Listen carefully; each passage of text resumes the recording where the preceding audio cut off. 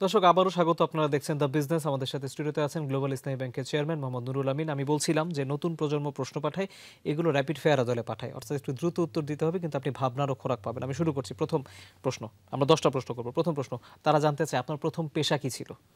আমি তো ব্যাংকিংয়ে, সরকারি ব্যাংকে 1977 সালে আমার ব্যাংকে চাকরি শুরু অ্যাজ প্রফেশনাল অফিসার। ওকে।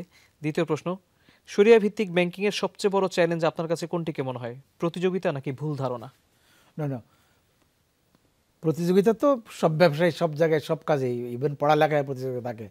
সিস্টেমটা, টোটাল সিস্টেমটা যেহেতু ইসলামিক নয়, সেহেতু এখানে কাজ করার জন্য কিছু চ্যালেঞ্জ আছে, যেটা বেছে বেছে এখন করতে হচ্ছে, এবং আমরা সেটাকেই এখন চ্যালেঞ্জ মনে করি, যেন লেস ভুল হয়।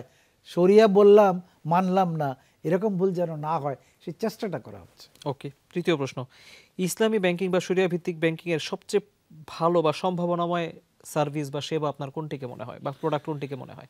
আপনি শরিয়া আইন বা শরিয়ার উৎস আপনি জানেন, এটা অবশ্যই আমাদের রিলিজিয়াস, যে আমাদের স্ক্রিপচারগুলো আছে, আমাদের যে ধর্মগ্রন্থ বা হাদিস যেগুলো আছে, এর ভিত্তিতে শরিয়া মানি তো ওটাই, আমি আইন মেনে চলবো। তো ফলে হচ্ছে কি, it is a system, it is a good system. ওয়ার্ল্ডের অনেক জায়গায়, মুসলিম দেশগুলোতে এটা চলছে। তো ফলে এখানে চলবে না আমি এমন কথা বলছি না, কিন্তু এখানকার সিস্টেমের কারণে চ্যালেঞ্জ থাকবে। সেটার জন্য প্রপার ট্রেনিং, আদর্শ, উদ্দেশ্য, এবং আরও লোক এগিয়ে না আসলে এটা চলবে কিভাবে? কেউ যদি আসতে না চায়, আমি তো ওয়েলকাম করব যে এইটার উপরই এক্সপার্ট হওয়ার জন্য। বাংলাদেশে ইসলামী ব্যাংকিং এক্সপার্ট খুব বেশি নাই, এবং এটার জন্য এক্সপার্ট হওয়ার জন্য আমার মনে হয় নতুন প্রজন্মকে এগিয়ে অর্থাৎ আসা উচিত, নিউ জেনারেশনের যে সম্ভাবনা, ওটাকে আপনার সবচেয়ে বেশি আমি পটেনশিয়াল মনে মনে হচ্ছে। করি। তাইলে তো একটা একটা কি বলবো, মানে আমাদের ধর্মীয় একটা সিস্টেম, এটা ফ্লারিশ করবে না আমাদের চেষ্টা বা আমাদের ট্রেনিং বা আমাদের উদ্যোগের না উদ্যোগের কারণে, এটা তো হতে পারে না। ওকে ওকে। পরের প্রশ্ন, কোনটি ব্যাংকের জন্য বেশি গুরুত্বপূর্ণ, নতুন গ্রাহক আনা নাকি পুরনোদেরকে ধরে রাখা? ধরে রাখাই সবচেয়ে বড় গুরুত্বপূর্ণ।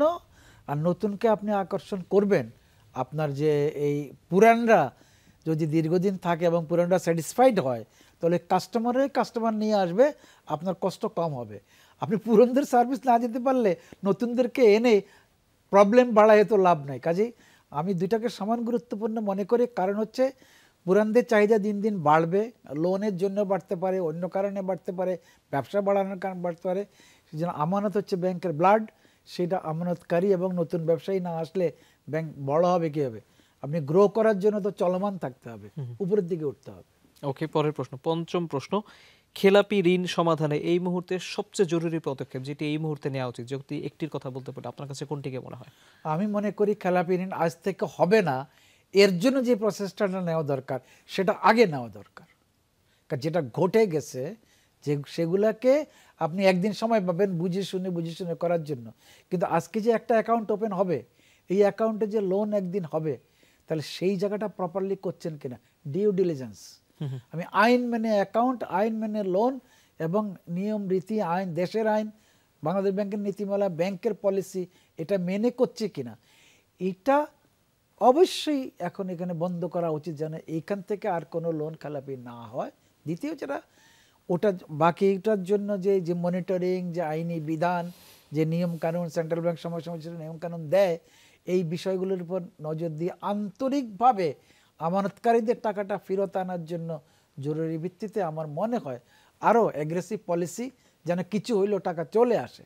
আপনি 5 লাখ কোটি টাকা যদি খেলাপি হয়, আপনি যে আপনার প্রচেষ্টায় 2-3 লাখ কোটি টাকা আনতে পারেন, আমি ওটাকেই সাকসেস মনে করব।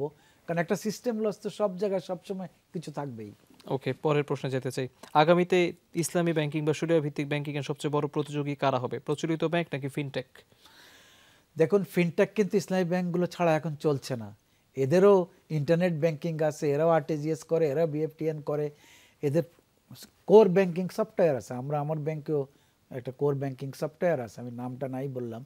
এই ব্যাংকগুলোর কোর ব্যাংকিং সফটওয়্যারটা একটু অন্য ব্যাংকের থেকে একটু ডিফারেন্ট, কারণ এদের হিসাব বা পরিভাষাটা একটু আলাদা।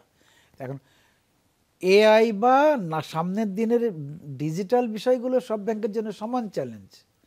আপনার জন্য হচ্ছে, আপনি আদর্শিক ব্যাংক হিসাবে আদর্শ ঠিক রেখে ওইভাবে পরিচালনা করার জন্য যেই পদ্ধতিগুলো নেওয়া দরকার বা রেগুলেটরকে যা যা আমাদের উপর প্রয়োগ করা দরকার সেই বিষয়টা আমি ইম্পর্টেন্ট মনে করি। ওকে, 7 নাম্বার, আপনি যখন কর্মীদের কাজের পারফরমেন্স মূল্যায়ন করেন, আপনি কোন পার্টিকুলার মেট্রিকটা বা কোন পার্টিকুলার দিকটা সবচেয়ে আগে যাচাই করেন?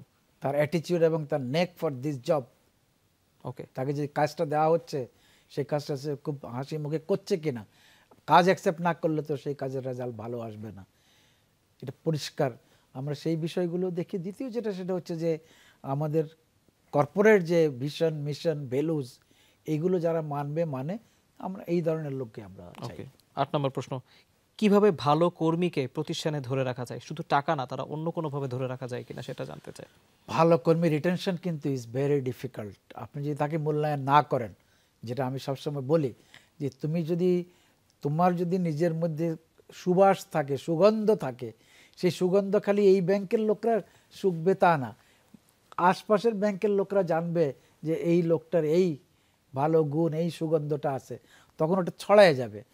তখনই আমি তাকে রিটেনশন করতে না পারলে তার ফিউচার প্রসপেক্টের জন্য সে চলে যাবে। ইন দ্যাট কেস যেটা হচ্ছে যে রিওয়ার্ড, রিপ্রিমেন্ট, আর তাকে যেইভাবে কাজের এনভায়রনমেন্ট দেওয়া যাবে।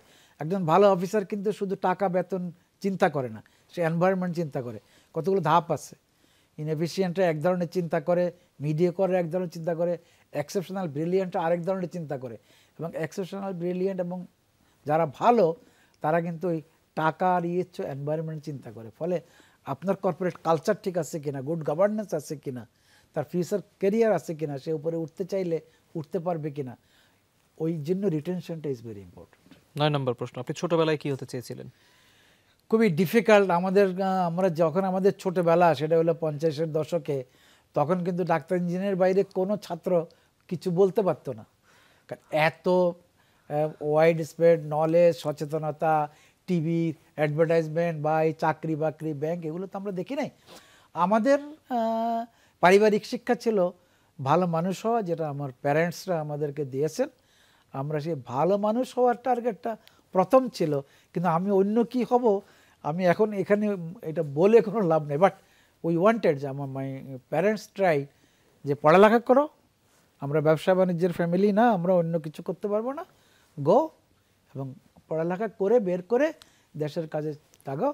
আর ইউনিভার্সিটিতে এসে মনে হয়েছে যে সিএসপি টিএসপি বোধহয় হওয়া যাবে। ইউনিভার্সিটি আসার পর একটা ওরিয়েন্টেশন আসছে, হ্যাঁ সিএসপি হওয়া যাবে। আমাদের তো পাকিস্তান আমলেই আমাদের এই বিষয়গুলো ছিল। তো এখন যা হয়েছে, আমি এটাও আমার জন্য ভালো, banking is a good profession. Okay, আমরা মানে খুব ডিফারেন্ট অ্যান্সার পেলাম। সাধারণত কেউ কোনো না কোনো প্রফেশন বলে, আপনি একটু আলাদা করে উত্তর দিলেন, খুবই আলাদা। 10 নম্বর প্রশ্ন, এটা একটু হাইপোথেটিক্যাল সিচুয়েশন, কিন্তু তার আপনাকে এই সিচুয়েশনটার প্রশ্নটা দিতে চাই। সেটা হচ্ছে, একটা আন্তর্জাতিক ইসলামিক ব্যাংক ধরুন আপনার ব্যাংকের সাথে অংশীদার হতে চাই, কিন্তু তাদের শরিয়া নীতির কিছু অংশ আপনার ব্যাংকের নীতির সঙ্গে সাংঘর্ষিক। আপনি কিভাবে ডিসিশন নেবেন? দেখুন, আমার তো দেশের আইন আছে, আমার দেশ তো আগে, আমার দেশের আইন আগে। আমি ওরটা মানতে গিয়ে তো আমারটা লঙ্ঘন করতে পারবো না।